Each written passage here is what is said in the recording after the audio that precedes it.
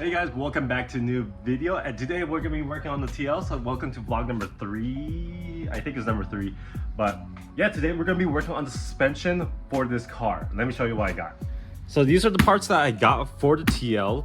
So mainly these are the major components I just need specifically to build a track car, because I just want to focus more on suspension because handling is super important when you're on the track. So I got the rear camber arms. These are SPCs. Looks pretty good in terms of the condition wise. So got a really good deal off of Chris. And then I got the SPC toe arms. I got this at AutoZone. Together they should be roughly around like $220, I think. And then I got the True Heart upper control arm. Yeah, so these are the True Heart upper control arms. And then I got BC Racing coilovers. This is the BR series. So I think the front should be 12K swing rate and then the rear should be 6K swing rate. So this should be good enough for track and also daily use. So I'm super excited to have these installed. This is actually pretty crazy. So supposedly I didn't order this extender for the dampening adjustment, and it actually came with it. I'm super happy about this because I really want to use this for the rear, because I know the front is going to be a little bit more easier to adjust once I get a proper strut tower bar. But luckily, I'm just glad these came with it. It'll make the dampening adjustment a lot more easier for the interior wise. Before I start jacking up the car and start doing an install, so what I want to do first is add anti-seize to the threads first, and then when it comes to these control arms right here, so the bolts for the adjustment and the adjustment right here, and then also here as well, it's important that you guys add thread lockers so over time it doesn't get loose. And especially when you go take a track, and the fact that you can put a lot of tension and pressure onto these components, is super important that you guys add anti-seize. I mean, not anti-seize, but thread locker on them. Alright, so these are the old parts that I had replaced. So here is the old ball joint. You can see how old they are. They look fresh though, I think, but I wouldn't risk it. I went this with the Senke 555, so a little bit, the ball joint on the Senke 555 are a lot thicker than the OEM one. And then this is the lower control arm. The bushings are pretty bad, so yeah, you can see how poorly those bushings are. Feel free to stop by my website to see if you guys want to know what specs I'm running on the car and other parts. Additionally, if you guys are also looking for any other components for sale or to buy, please let me know. I'll link the website down in the description below.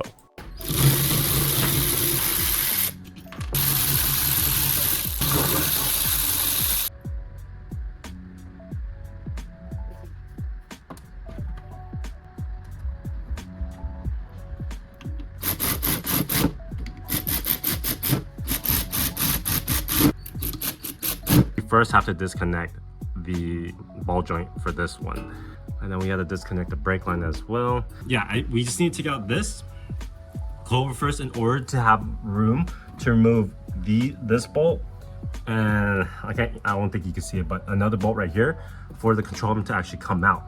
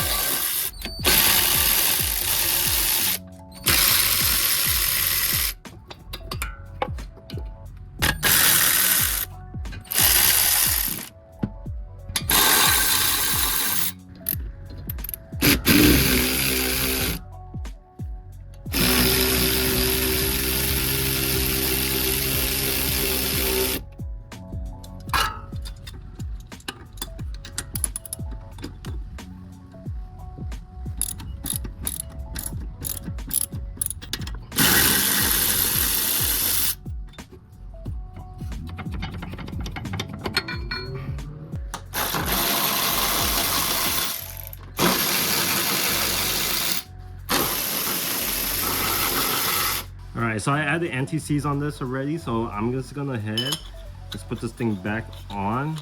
I'm just only adding anti-seize to this part of the strut that where I'm gonna be adjusting most So it's crucial that I'm able to adjust it over, let's say 5,000 miles or next 10,000 miles or 2 years from now.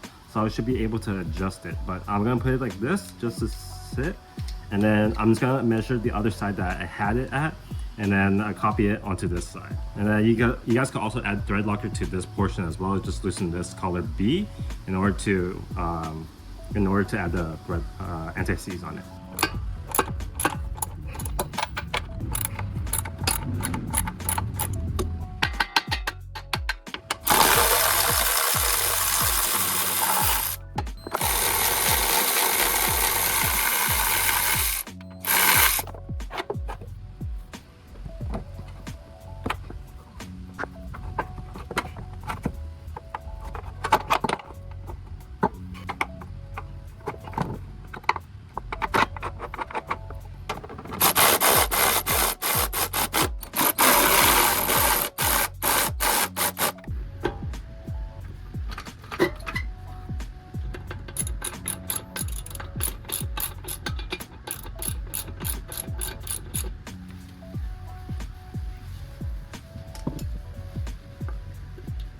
Alrighty, so the coilover is finally on, the control arm is finally on both sides. I tightened up the top hat bolts and I adjusted the dampening. So I set it all the way to the softest till it stops clicking. And then I set everything back up to 15 clicks just to make sure I'm on the right calibration for both of the struts. So yes, both of them are on 15 clicks of dampening, which is should be in the middle between soft and hard. And as of right now, I'm gonna go ahead and double check it. Every bolt is all good to go, and then I see lock the collars, double check the measurements and everything then we should be good from here on out. And then we can go ahead and move to the back. All right, now we're moving on to the rear. So we already removed the bottom seat. Now we just need to remove this seat. Depending on how your guys' car is, sometimes you guys may have missing bolts, but I only have this bolt to remove, and then that bolt. And then there should be another one somewhere hidden underneath. I think it's that one right there. So there should be that one and then another one for you guys, but luckily mine's only 4 because I got 2 up here you guys have to remove, and then that one as well. So once you get this removed, you guys can have access to the top hat. And then coming down here, we're gonna go ahead and remove this coilover. And then this is the camber arm we're going to be removing. We do need a pickle fork for this, okay? I highly suggest you get one. Even if you hammer it, you're not going to have enough clearance. All right, now we just removed the camber arm. This is actually pretty tedious because you will need a pickle fork and you will need a lot of tension for this. I highly suggest that you don't do this alone for this piece. You will be disconnecting this. It's just enough clearance for you to disconnect this bolt in the back. I don't think you guys can see that, but yeah, the bolt should be like right there. So this one's gonna slip out, and then you have to use a pickle fork to pry this thing open. Again, it's using a lot of tension, so you're gonna have to like have a friend to help you. I'm gonna correct myself. This was not the tow arm. The one that was the tow arm was this arm right here. So Ryan's currently adjusting it right now. While we do that, then once that's on, we're gonna go ahead and throw in the coilover, and then we should be set for this side.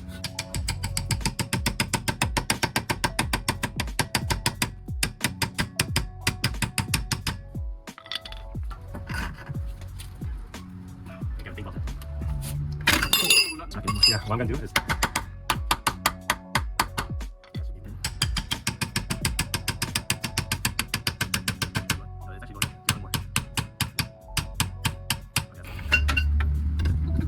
I'm using the back. I am. Oh, there we go. Fuck you, Derek. Okay. What word would I teach her as our first Vietnamese word? I guess. What word would I say?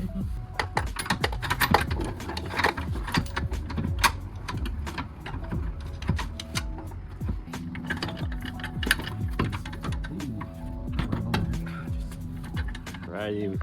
So we're almost done with the rear. So the coilover is finally on. We just need to put back the hub onto the coilover itself, and then the camber arm, and then Ryan's just installing the tow arm right now. So we're almost done. So by the time this is finished up, we're gonna go ahead and take it for a test drive to see if there's anything that needs to be adjusted and let the coilover settle in.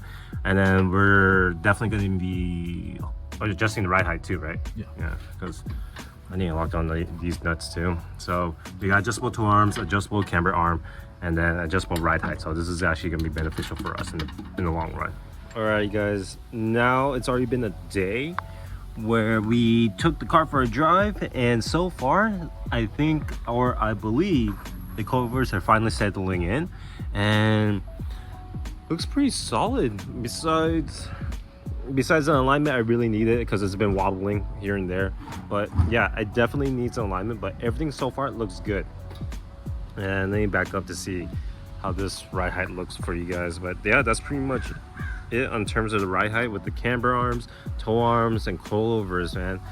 This is the ride height specifically built for track. Once I take this to an alignment shop in a couple of days, I'll show you guys what type of fitment I'm gonna be dialing into in terms of camber wise, so it can have a proper track setup for this.